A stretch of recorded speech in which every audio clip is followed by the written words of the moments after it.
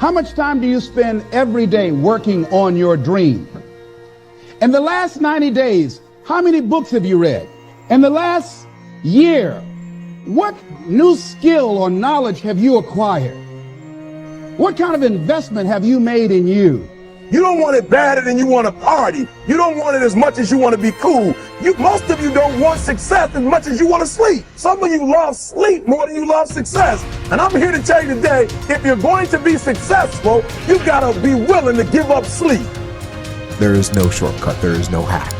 There's no sweatless solution. You're gonna have to work. There is always weakness to work on. Always. A lot of them. Why would we allow ourselves to make easy excuses? Why would you allow that?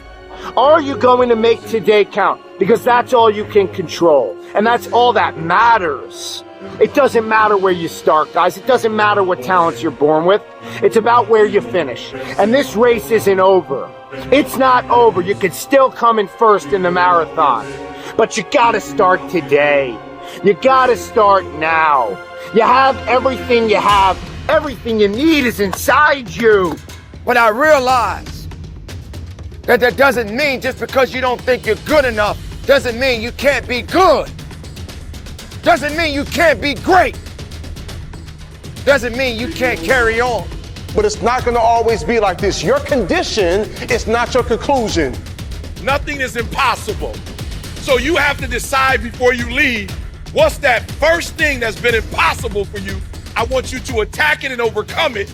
Because if you run from the adversity that you're going through today, you'll forever be at that level in which you're going through for the rest of your life. One day you'll look back on your life and appreciate the struggle and have nothing but gratitude for everything that happened along the way.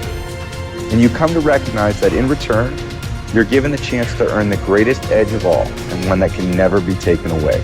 You have enough right now to change your life. You have enough right now to flip this world upside down.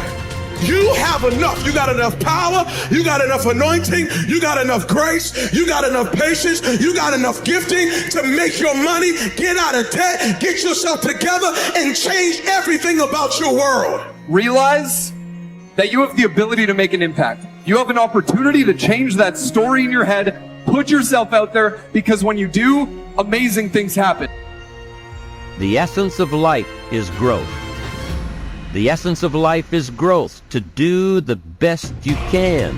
And here's what's interesting. Humans are the only life form that will do less than they possibly can. Humans are the only life form that will settle for less. Every other life form except human beings strive to its maximum capacity. How tall will a tree grow? Approximately as tall as it possibly can. You never heard of a tree growing half as high as it could. No, trees don't grow half.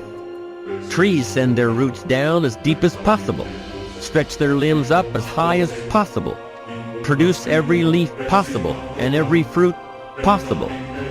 As a matter of fact, you never heard of a human physically growing half.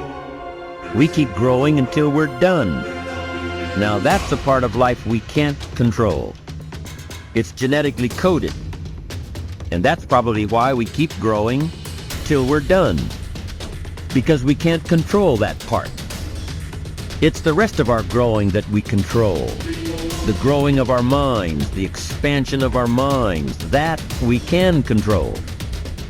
And that's what tends to get away from us. All life forms inherently strive to their max except human beings. Now, why wouldn't human beings strive to their maximum possibility? Here's why. Because we've been given the dignity of choice. It makes us different than alligators and trees and birds. The dignity of choice makes us different than all other life forms. And here's the choice: to become part of what we could be, enough to get by, or to become all that we can be. My best advice for you is to choose the all. Earn all you can, make all the friends you can, read as many books as you can, develop as many skills as you can, see as much as possible, do as much as possible, make as much fortune as possible, give as much of it away as possible. The max. There's no life like it. I'm telling you, once I got on track, I've never looked back. Pick up the challenge. Go for it. Take the best of the two easies. Take the route of it's easy to get ahead. It's easy to do all you can. It's easy to succeed.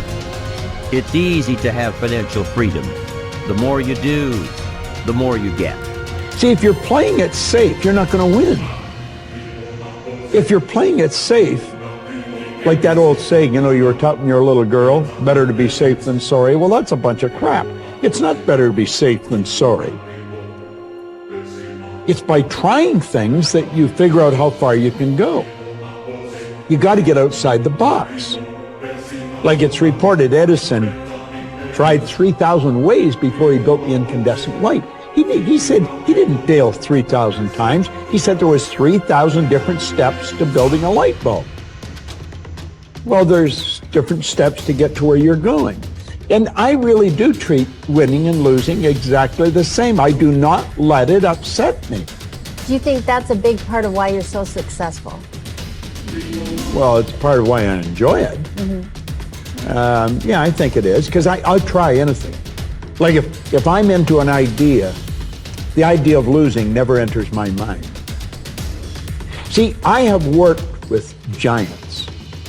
I had the good fortune of working with Sir Edmund Hillary. He was the first man to stand on top of the world. And I worked with him on 3 different occasions. And the only difference in Ed Hillary and Bob Proctor is in his side. Now, he's gone now, but he was a big man. And he shook hands with me. His hand wrapped right around mine. I felt like a dwarf, you know. And talking to him, like it never entered his mind he wouldn't get to the top of the mountain. But he failed in 1951. He failed in 1952. It wasn't until 1953 that he got to the top of the mountain. You know, people had died for centuries trying to do that. But he said, I knew if I could see it in here, I could hold it out here. Stella Mann wrote that in a book. You can see it in your head, you can hold it in your hand. And that's right. And if you're not prepared to lose, you're never going to win, because you're always playing it safe. And there's no reward in that. Dare to go forward. Winston Churchill once said, courage is rightly considered the foremost of the virtues, because upon it all others depend. Courage is the chief distinguishing characteristic of the true leader. It is almost always visible in the leader's words and actions. It is absolutely indispensable to success, happiness, and the ability to motivate other people to be the best they can be. Follow through on your vision. In a way, it is easy to develop a big vision for yourself and for the person you want to be. It is easy to commit yourself to living with complete integrity. But it requires incredible courage to follow through on your vision and on your commitments. You see, as soon as you set a high goal or standard for yourself, you will run into all kinds of difficulties and setbacks. Refuse to compromise. You will be surrounded by temptations to compromise your values and your vision. You will feel an almost irresistible urge to get along by going along. Your desire to earn the respect and cooperation of others can easily lead to the abandonment of your principles. And here is where courage comes in. Stick to your principles. Courage combined with integrity is the foundation of character. The first form of courage is your ability to stick to your principles, to stand for what you believe in and to refuse to budge unless you feel right about the alternative.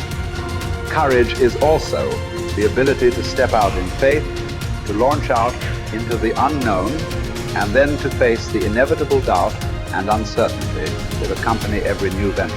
Avoid the comfort zone. Most people are seduced by the lure of the comfort zone. This can be likened to going out of a warm house on a cold, windy morning. The average person, when he feels the storm swirling outside his comfort zone, rushes back inside where it's nice and warm. But not the true leader. The true leader has the courage to step away from the familiar and comfortable and to face the unknown with no guarantees of success. It is this ability to boldly go where no man has gone before that distinguishes you as a leader from the average person. This is the example that you must set if you are to rise above the average.